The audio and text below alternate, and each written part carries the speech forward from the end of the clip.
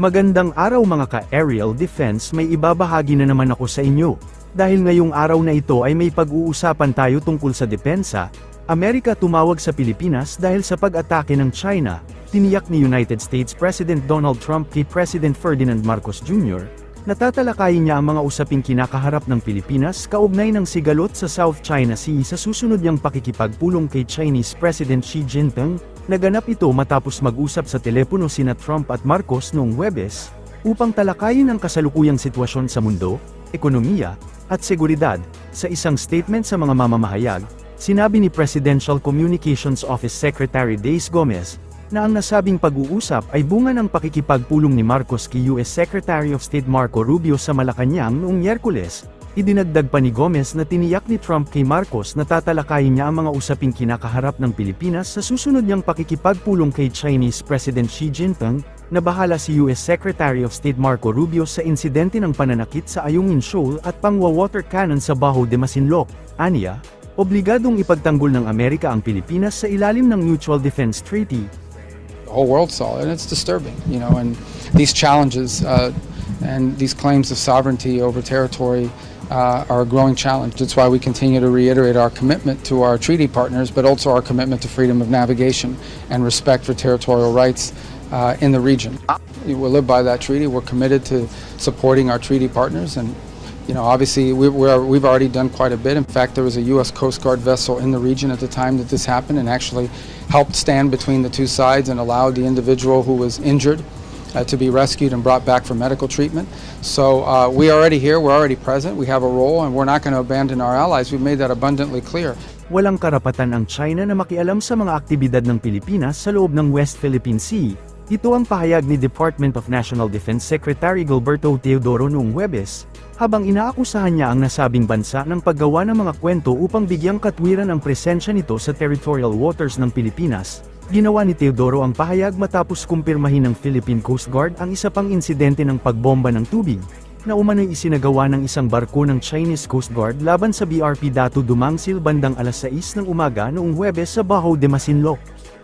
Sir, yung sa provisional understanding nga po na sinasabi ng Chinese ambassador na may construction doon, kaya nagsimula yung enkwentro. Hindi niya mapapatunayan yun. Pinasukan nila ang isang lugar so nangingimbento na naman sila. Nangingimbento na sila Inimbento nila yung enkwentro Inisplice nila. Paano ko tayo maniniwala dyan sinasabi niyan? Pero regardless kung may ginagawang construction, hindi dapat sila nakikialam doon, di ba? Kasi sa atin ngayon... talaga. Hindi dapat nila pakialaman yun. No? Pangalawa, wala silang karapatan talaga na nandoon sila. Hindi na ako dapat magpigil Kasi kailangan na meron ng, galit na ang taong bayan. Hindi na natin pwede itong walisin sa ilalim ng silong. No? Lantaran na to Nuunggoy na tayo Pero not sure kung if you can discuss yung construction ba talaga is wala kaming i-discuss na ganyan at wala silang karapatan dyan.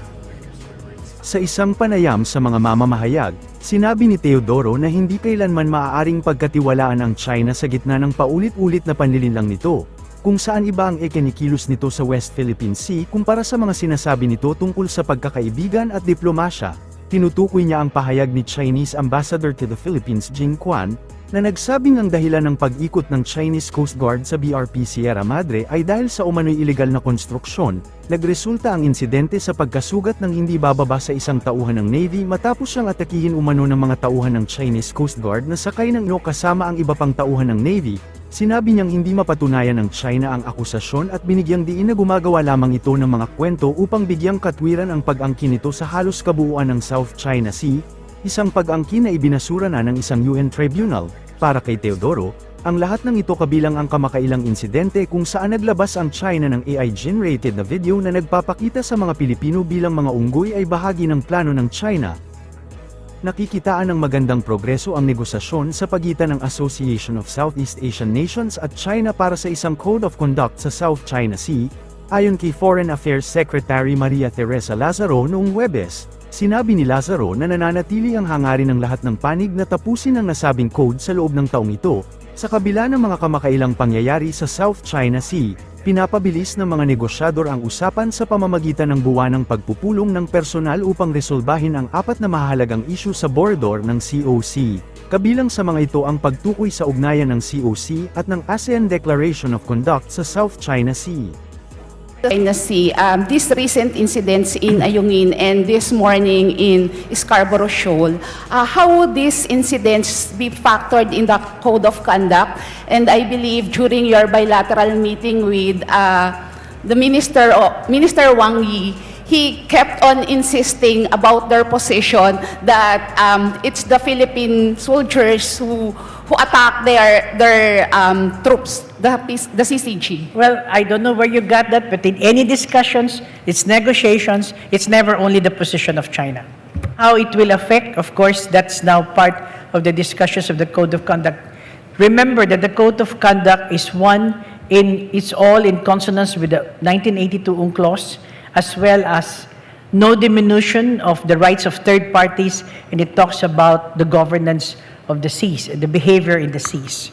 So that's what it's all about. The Code of Conduct. Are you concerned, ma'am, that different interpretations of arrangement in a disputed waterway, like the provisional understanding that we have on Ayungin Shoal with China, could create confusion or precedence in the negotiations for the COC? And I say that because maybe about an hour ago, the DOFA said that you felt that you had to correct mischaracterization of that provisional understanding.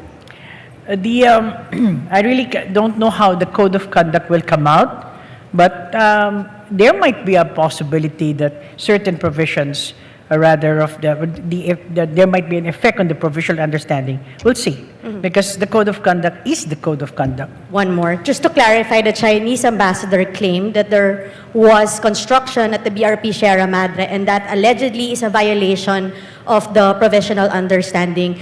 Once and for all, ma'am, is that really part of the provisional understanding that we have with China? There is no mention of that undertaking in the provisional understanding. Ano, ikaw mo gano'n? Diyan na. Chip, salamin. Yung salamin na, maano ka na niya? Mata mo. 5 meters. 5 meters. 5 meters cap. Shit. 5 meters. Still